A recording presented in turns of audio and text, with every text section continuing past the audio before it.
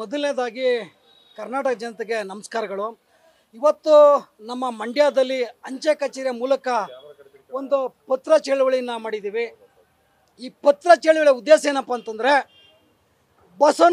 ಶ್ರೀ ಬಸವನಗೌಡ ಯತ್ನಾಳ್ರವರು ವಕಫ್ ವಿಚಾರದಲ್ಲಿ ಹೋರಾಟ ಮಾಡ್ಕೊ ಬರ್ತಾ ಇದ್ದಾರೆ. ಇದು ನಮ್ಮ ಭಾರತೀಯ ಜನತಾ ಪಾರ್ಟಿಗೆ ಖುಷಿ ತಂದ ವಿಚಾರ.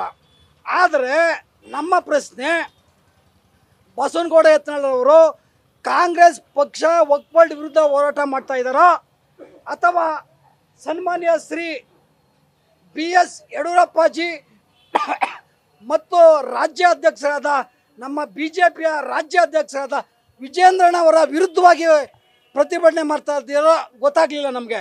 ನೋಡಿ, ಅವರ ಹೋರಾಟ, ಅವರ ಹೇಳಿಕೆ, ಅವರ ಮಾತು ನಮ್ಮ ಭಾರತೀಯ ಜನತಾ ಪಾರ್ಟಿಗೆ ಮುಜುಗರ ತರ್ತಾ ಇದೆ ಮತ್ತು ನಮ್ಮ ಕಾರ್ಯಕರ್ತರಲ್ಲಿ ಗೊಂದಲ ಮೂಡಿಸ್ತಾ ಇದ್ದಾರೆ.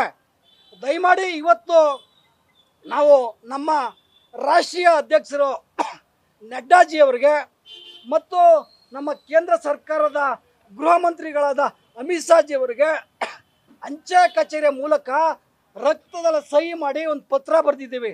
ಈ ಪತ್ರದ ಸಾರಾಂಶ, ಅವರ ಮಾತಿನಿಂದ ನಮ್ಮ ಪಕ್ಷಕ್ಕೆ ಹಿನ್ನಡೆ ಆಗ್ತಾ ಇದೆ, ನಮ್ಮ ಕಾರ್ಯಕರ್ತರಿಗೆ ಮುಜುಗರ ಆಗ್ತಾ ಇದೆ, ನಮ್ಮ ಪಾರ್ಟಿಗೆ ಮುಜುಗರ ಆಗ್ತಾ ಇದೆ ಮತ್ತು BS ಯಡಿಯೂರಪ್ಪಾಜಿಯವರ ನಿಷ್ಠಾವಂತ ಅಭಿಮಾನಿಗಳಿಗೆ ಮನಸ್ಸಿಗೆ ನೋವು ತರ್ತಾ ಇದೆ. ಅದಕ್ಕೋಸ್ಕರ ನಡ್ಡಾಜಿಯವರಿಗೆ ನಾವು ಮನವಿ ಮಾಡ್ತಾ ಇದ್ದೀವಿ, ಆಗ್ರಹ ಮಾಡ್ತಾ ಇದ್ದೀವಿ, ಅವರ ಮಾತಿಗೆ ಕಡಿವಾಣ ಹಾಕಿಸಿ, ಅವರ ಬಾಯಿಗೆ ಬೀಗ ಹಾಕಿಸಿ. ಒಂದು ವೇಳೆ ನೀವು ನಮ್ಮ ಈ ರಕ್ತದ ಸಹಿ ಪತ್ರ ಚಳವಳಿಗೂ ನೀವೇನಾದರೂ ಇದಕ್ಕೆ ಸಕಾರಾತ್ಮಕವಾಗಿ ಅವ್ರಿಗೆ ಉತ್ತರ ಕೊಡದೆ ಹೋದರೆ, ಮುಂದಿನ ದಿನಗಳಲ್ಲಿ ನಡೆಯುವ ಅಡಚಣೆಗೆ ಅಥವಾ ಏನಾದರೂ ಆಕಸ್ಮಿಕ ಆದರೆ ನೇರ ಅಮಿತ್ ಶಾಜಿ ಮತ್ತು ನಡ್ಡಾಜಿಯವರೇ ಕಾರಣ ಆಗ್ತಾರೆ. ದಯಮಾಡಿ ಅವರ ಮಾತಿನಿಂದ ನಮ್ಮ ಕಾರ್ಯಕರ್ತರಿಗೆ ನೋವಾಗ್ತಾ ಇದೆ, ಪಕ್ಷಕ್ಕೆ ಮುಜುಗರ ಆಗ್ತಾ ಇದೆ. ಅವರ ಮಾತಿಗೆ ಕಡಿವಾಣ ಹಾಕಬೇಕು, ಅವ್ರಿಗೆ ಬಾಯಿಗೆ ಬೀಗ ಹಾಕಬೇಕು. ನಿಷ್ಠಾವಂತ ಕಾರ್ಯಕರ್ತರು ಮಾತಾಡ್ತಾ ಇದ್ದೀವಿ, ಪಕ್ಷದ ಕಟ್ಟ ಕಡೆಯ ಕಾರ್ಯಕರ್ತರು, ದೈವ ದುರ್ಲಭ ಕಾರ್ಯಕರ್ತರು.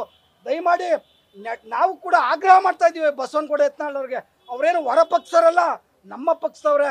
ಆದರೆ ಅವರು ಹೋರಾಟ ಕಾಂಗ್ರೆಸ್ ಪರ ಇರಬೇಕು.